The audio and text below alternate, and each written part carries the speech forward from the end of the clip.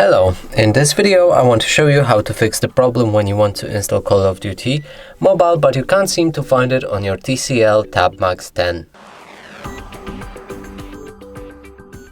So in order to do this, let's open our Google Play Store. From here we can try finding Call of Duty, but as you can see there's no game that we can download right here. So let's fix that by going back, click on our profile icon.